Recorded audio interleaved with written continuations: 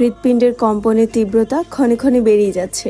মেঘ ধীরে স্বস্তে কাঁটা চামচে একটা মিষ্টি তুলে আবির ভাইয়ের মুখের সামনে ধরল। আবিরও চুপচাপ খেয়ে নিল। মিষ্টি খেয়ে আবির থমথমে কণ্ঠে শুধালো, আরেকটা কি খেতে হবে? মেঘ সঙ্গে সঙ্গে উপর নিচ মাথা নাড়ালো।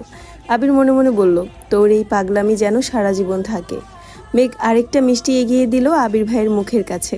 আবির দ্বিতীয় মিষ্টি শেষ করে ছোট করে বলল, বস এখানে। মেঘ সঙ্গে সঙ্গে বিছানায় পাশে বসলো। আবির একটা মিষ্টি কেটে অর্ধেকটা মেঘের মুখে দিল। মেঘ যেন নিজের চোখকে বিশ্বাস করতে পারছে না। আবির ভাই তাকে মিষ্টি খাওয়াচ্ছে। মেঘ চুপচাপ মিষ্টিটা খেয়ে নিল। আবির দ্বিতীয়বার কিছুটা মিষ্টি মেঘের মুখের সামনে ধরে বলল, দুবার না খাওয়ালে তো তুই আবার পানিতে পড়ে যাবি, নে হা কর। মেঘ মিষ্টি মুখে নিয়ে একগাল হাসলো। মিষ্টি খেয়ে মেঘ শান্ত কণ্ঠে ডাকলো, আবির ভাই।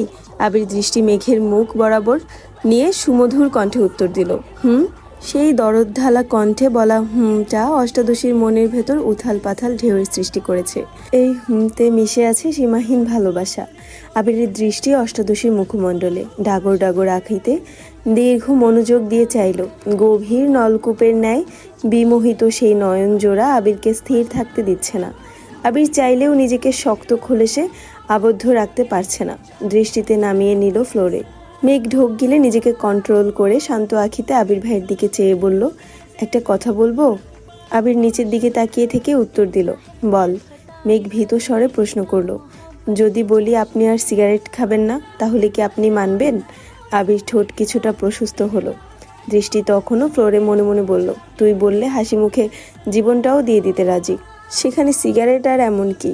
আজ এই মুহূর্ত থেকে আমি আবির সিগারেট ছেড়ে দিলাম, আর কোনোদিন ছুঁয়েও দেখব না, প্রমিস। মেঘ আস্তে করে বলল, কি হলো? আবির মেঘের দিকে আর চোখে চেয়ে বলল, ঠিক আছে, চেষ্টা করব। এতটুকুতেই মেঘ মহা খুশি। না যে করেনি সেই অনেক। মেঘ বুক ফুলিয়ে শ্বাস টেনে সাহস নিয়ে বলল, আরেকটা কথা জিজ্ঞাসা করি? আবির ঠান্ডা কণ্ঠে বলল, বল।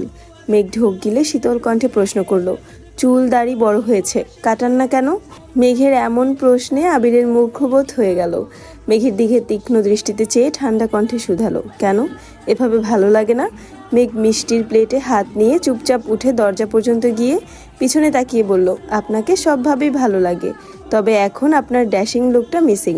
কথাটা বলেই করিডোর দিয়ে অন্তহীন ছুটে নিজের রুমে চলে গেল। আবির দরজার দিকে চেয়ে নিঃশব্দে হাসছে।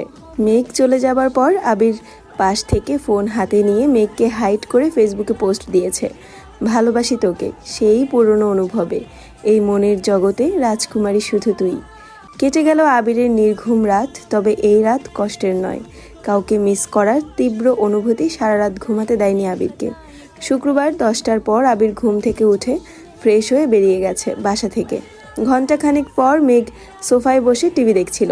তখন সাদা রঙের শর্ট হাতার টি শার্ট পরেছে, শক্তপোক্ত বাহুতে টি শার্টটি হাতাটা টাইট হয়ে আছে। চুল দাড়ি ছোট করে কেটে সুন্দর একটা হেয়ার স্টাইলও করেছে। চোখের সানগ্লাস দিয়ে ড্যাশিং লুকে বাসায় ঢুকেছে। মেঘের চোখ দরজার দিকে পড়তেই আবির ভাইকে দেখে বিস্ময়কর চোখে তাকিয়ে থাকে আহম্মকের মতো বলে উঠল, হায় মে মার যাউঙ্গা। আবির কাছাকাছি এসে সানগ্লাস খুলে মেঘের দিকে তাকিয়ে দুবার ভ্রু নাচালো। সঙ্গে সঙ্গে মেঘ ফিক করে উঠল। হাসির দরুন মেঘের গালে থাকা বিউটি স্পটটা স্পষ্ট প্রতীয়মান হচ্ছে। আবির নিজের রুমে চলে গেছে। আবির ভাইকে দেখার পর আর টিভি দেখাতেও ইচ্ছে হচ্ছে না মেঘের। তারপরও কিছুক্ষণ টিভির দিকে চেয়ে রইল। কিছুক্ষণ পর উঠে রুমের দিকে যেতে নিলে আবারও আবির ভাইকে দেখতে পেল। পেস্ট রঙের একটা পাঞ্জাবি, মাথায় টুপি দিয়ে নিজের রুম থেকে বের হচ্ছে নামাজে যাওয়ার জন্য। মেঘ ঠায় দাঁড়িয়ে তাকিয়ে রইল আবির ভাইয়ের পানে, দৃষ্টি যেন সরছেই না। আবির মেঘের কাছাকাছি এসে মেঘের চোখের দিকে তাকিয়ে থমথমে কণ্ঠে শুধালো, এখন ভালো লাগছে তো? মেঘ উপর নিচ মাথা নেড়ে চিবুক নামিয়ে বিড়বিড় করে বলল, ফিদা। মেঘ বিড়বিড় করে বললেও আবির শব্দটা স্পষ্ট শুনেছে। আবির মুচকি হেসে সহসা স্বাভাবিক কণ্ঠে বলল, আমার রুমের টেবিলের ওপর তোর জন্য গিফট রাখা আছে, দেখিস পছন্দ হয় কিনা। আবির দীর্ঘ পায়ে সিঁড়ি দিয়ে নেমে বেরিয়ে যাচ্ছে। মেন গেট পেরিয়ে অষ্টাদশী অপলক দৃষ্টিতে তাকিয়ে আছে রাজপুত্রের গমন পথে। অধরের কোণে মৃদু হাসিটা এখনো লেগেই আছে। কয়েক মুহূর্ত পর আবিরের রুম থেকে নিজের জন্য রাখা গিফটটা নিয়ে নিজের রুমে চলে আসছে। একটা ছোট বক্স, সাথে একটা বড় বক্স, ছোট্ট একটা চিরকুটও আছে। সংকল্প, শক্তি, সাহস এবং আত্মবিশ্বাসের সাথে জীবনের প্রতিটা চ্যালেঞ্জ মুখোমুখি হতে হবে। অনেক অনেক শুভকামনা রইল তোর জন্য। অভিনন্দন ডিয়ার স্প্যারো। কয়েকবার চিরকুটটা পড়ে মেঘ শুধু স্প্যারো লেখাটার দিকে চেয়ে আছে। আবির ভাই যে স্পেশাল কোনো নাম মেঘকে সম্বোধন করেছে তা দেখেই মেঘ খুশিতে আত্মহারা হয়ে গেছে। ছোট বক্সের র্যাপিং সরাতেই চোখে পড়ল লাল রঙের একটা সুন্দর বক্স। সচরাচর গোল্ডের জিনিসপত্রের ক্ষেত্রে এগুলো বেশি থাকে। বক্স খুলতেই চোখে পড়ল সুন্দর ডিজাইনের একটা গোল্ডের ব্রেসলেট। মেঘ আশ্চর্য নয়নে তাকিয়ে আছে ব্রেসলেটের দিকে। মেঘের সকল অপূর্ণ ইচ্ছে আবির ভাই যেন ধীরে ধীরে পূরণ করেই যাচ্ছে।